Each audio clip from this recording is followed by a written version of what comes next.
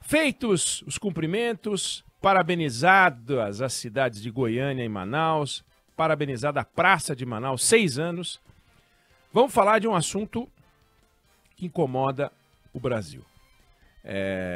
Quando a gente fala de doença, quando a gente fala de praga, quando a gente fala de desastre natural, tudo isso arrebenta ou pode arrebentar uma sociedade. Mas está todo mundo do mesmo lado quando isso acontece. Todos nós somos vítimas. Você pega uma doença, claro que existe o chamado comportamento de risco. Por exemplo, fumar. Fumar é um comportamento de risco. E favorece o desenvolvimento de câncer. Deixar no quintal aquele monte de tralha, junta água. O mosquito da dengue agradece. Então, é um comportamento de risco, é uma atitude de risco. Sujeira acumulada na cidade, está chovendo demais, piora as enchentes? Sim, mas a gente está falando de ataques sem um culpado. Sem um culpado. Como falar da Covid e dizer que tem um culpado? O mesmo a gente não pode falar do maior ataque à sociedade que a gente vem enfrentando hoje, a sociedade brasileira, que é a criminalidade. É um problema que ele não abate ou ele não atinge a sociedade, ele brota da sociedade. E conforme a organização social, ele é mais grave ou menos grave. Você vai encontrar países onde esse problema existe. Em todos, ele é menos grave. E você vai encontrar países onde ele é muito grave. Na América Latina, ele é especialmente grave. E no Brasil, ele é extraordinariamente grave. Ele faz a sociedade refém. E o crime organizado, ele ocupa um papel particular nesse mundo, porque ele desempenha um papel duplo. Ele descumpre a lei, como todos os criminosos descumprem, pelo simples fato de existir. Mas ele também faz as leis aonde ele atua. E a gente viu isso acontecer com uma clareza cristalina no Rio de Janeiro ontem, quando 35 ônibus, mais trem, mais caminhão, mais carro, tudo incendiado na zona oeste do Rio, depois que mataram um miliciano. A milícia, que não deveria existir, é perseguida pela polícia. E quando a polícia faz o trabalho, prendendo, eventualmente matando o miliciano que reage, ou o criminoso que reage, isso é a mesma coisa, a milícia vai lá e leva pânico à sociedade e deixa as autoridades atônitas, aparvalhadas, e a cidade acordou o Rio hoje com medo. Na Zona Oeste, criança não indo para a escola, pais com medo. Alguém não consegue compreender o que está acontecendo, sentir esse desespero? Na época da Covid, a gente ficava em casa para evitar contágio. Depois a gente passou a sair com máscara, passou a usar álcool em gel. Na epidemia não tem nada disso para fazer, nessa epidemia de criminalidade. O que a gente vai fazer?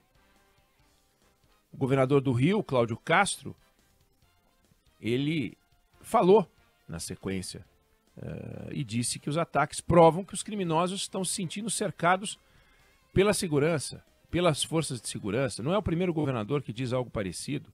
É estranho imaginar que, em vez deles saírem correndo, eles atacam. O miliciano que foi morto, ele era sobrinho de um chefão da milícia do Rio que se chama Zinho. E o governador disse que não vai sossegar enquanto não prender o tal do Zinho e não prender o Tandera, outro marginal, não prender a Abelha. O Zinho e o Tandera são milicianos, o Abelha é chefão do Comando Vermelho, a maior facção do Rio. Aliás, em 2021, há 2 anos, um vídeo mostra o momento em que o Abelha sai da cadeia, mesmo tendo contra ele um mandado de prisão. E nesse vídeo ele cumprimenta o então secretário de Administração Penitenciária do Rio, que depois foi preso. Aí o governador disse na entrevista que o crime organizado não pode desafiar o Estado. A questão é que o crime organizado não está desafiando o Estado agora, está desafiando há anos. Ele desafia a parte séria do Estado, porque ele devora uma outra parte que ficou podre. E o que não pode acontecer é o Estado, desafiado e devorado pelo crime organizado, não conseguir dar uma resposta à altura. E que fica muito mais difícil de ser dada num governo que não sabe para onde vai, num governo que não sabe fazer política de segurança pública, um governo que não tem secretaria de segurança, Um governo que faz indicação política para a Secretaria da Polícia Civil, que não tem corregedoria única para as polícias, que vê a Polícia Federal prendendo policial ligado ao crime organizado, fica difícil. E ainda dando entrevista sugerindo que se prender os 3 bandidos, o tal do Zinho, o Tandera e o Abelha, as coisas se resolvem. Não se resolvem. Esses milicianos que ele citou controlam a milícia que um dia foi comandada por policiais que foram todos presos. E elas acabaram? Não, elas se multiplicaram e deram a resposta que a gente viu ontem, numa total inversão de valores. A reação do crime à ação do Estado. Todo mundo esperando a reação do Estado à ação do crime. E a pergunta que fica, como é que o Estado pode fazer as leis, mas quem faz as regras é o crime? É o que a gente está vendo. Não dá para olhar só para o Rio como um problema isolado. Seria injusto dizer que é só ali que isso acontece. Ou dizer que só ali é que a sociedade está submetida ao crime organizado. Basta ver o que está acontecendo na Bahia. Um horror. Não dá para dizer que só ali a criminalidade taca fogo em ônibus. Aconteceu em Fortaleza. Aliás, centenas de ônibus queimados em Fortaleza. Foram 200 em 2 anos. Belo Horizonte, São Paulo, Manaus, Belém, Teresina, Salvador. Para citar algumas capitais, para não ficar citando muitas. A gente está numa batalha contra o crime organizado, em que o crime organizado está organizado e o Estado está desorganizado. E um dos motivos é esse. Não, se o crime é organizado, e esse adjetivo o fortalece, o Estado deveria estar organizado para que ficasse fortalecido, só que ele não trabalha de forma coordenada. Comando dividido, briga política, politicagem na segurança pública, corrupção enfrentada porcamente. Conexão do crime com a política é descarada. Em 2020, esse tal de Tandera, que ele cita, o governador Cláudio Castro, um dos milicianos mais procurados do Rio de Janeiro, fez uma reunião com candidatos a prefeito de 3 cidades. Seropédica, Nova Iguaçu e Mesquita. Tem um absurdo dos candidatos estarem lá conversando com um miliciano, que a gente sabe que acontece aos borbotões. Só que essa cena foi filmada e tá ele colocando um fuzil em cima de uma mesa, perguntando se tudo bem colocar o fuzil que ele usa sempre em cima da mesa, e o pessoal disse que tudo bem. Já estava reunido com o bandido. Então, o que você pode falar quando você tem essa conexão com os políticos e tem a falta de respeito pela autoridade? O que você pode dizer se os caras têm a cara de pau de roubar arma num quartel do Exército e vai aparecer lá no Comando Vermelho algumas armas? Ou quando matam um policial? Tem alguma coisa muito errada. E esse erro sem reação, ou esse erro com uma reação do Estado que não está à altura da necessidade, uma reação que não é eficaz, dá para os bandidos uma sensação de conforto. Então não é a impunidade da lei, porque a legislação para o crime hediondo, a legislação para o crime organizado é bastante dura. Não destoa do resto do mundo. Então, o Congresso Nacional está lá, fez uma legislação adequada. Mas e a parte do Estado que tem que cuidar da repressão ao crime organizado? Que age sem limite. Que acaba produzindo na sociedade, se para os bandidos dá uma sensação de conforto, para a sociedade é uma percepção de abandono, de que não tem a quem recorrer. Ou alguém acha que está tudo tranquilo.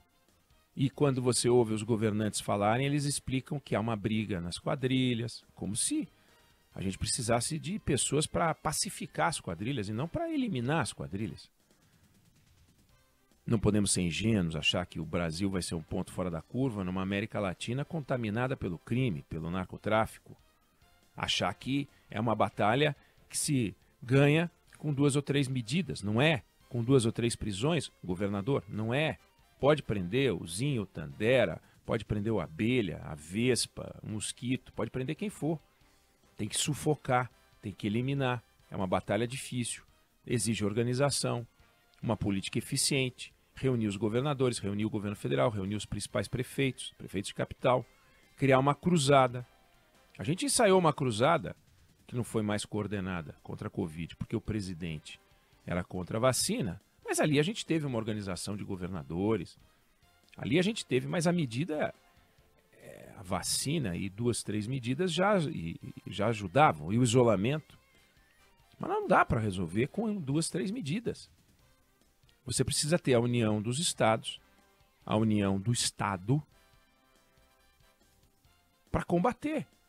O Estado é muito eficiente para combater a sonegação e ir para cima de empresas organizadas e extrair o que dá, autuando até onde há dúvida. Mas e no crime? E na turma do fuzil?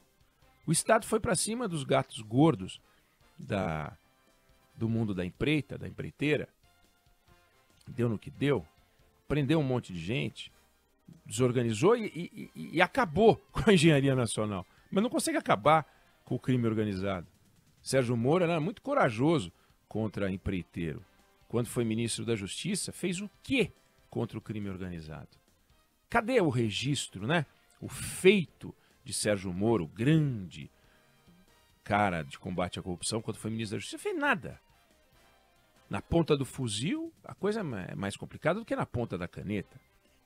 E é preciso ter a união das forças do Estado para tentar estar organizado e vencer ou subjugar o crime organizado. Do jeito que está, atuando cada qual no seu quadrado, ainda que você possa identificar ações corretas, Polícia Federal, polícias estaduais, operações bem-sucedidas, pontuais, a gente não vai vencer essa guerra. A gente não vai poder dizer que está na frente. A gente não vai poder retomar as rédeas. Fica sempre o governador de plantão dando explicação. No caso do Rio de Janeiro, é um escândalo. Ainda mais quando você vê um governador absolutamente perdido, sem saber para onde ir. A imagem da entrevista coletiva do governador Cláudio Castro era a imagem do... não é desânimo, não. Não sei se é desânimo, cansaço, exaustão, mas assim, sem saber para onde. Perdido. Um governador perdido. Num país em que as autoridades estão perdidas e os bandidos sabem para onde ir, a gente fica realmente numa cilada e fica sem saída. Fundamental rever isso com organização. E sem buscar o holofote. Sem buscar o holofote. Sem usar o Twitter, sem usar as redes sociais para aparecer, para dar frasezinha de efeito. Não existe frase de efeito maior do que prendemos fulano e beltrano. Não existe frase de efeito maior do que informar que sufocou essa ou aquela operação de lavagem de dinheiro, que é o que está faltando no Brasil para enfrentar essa doença perversa, essa epidemia da criminalidade. Eu não sei se você concorda ou discorda, mas essa é a opinião que eu tenho sobre o assunto.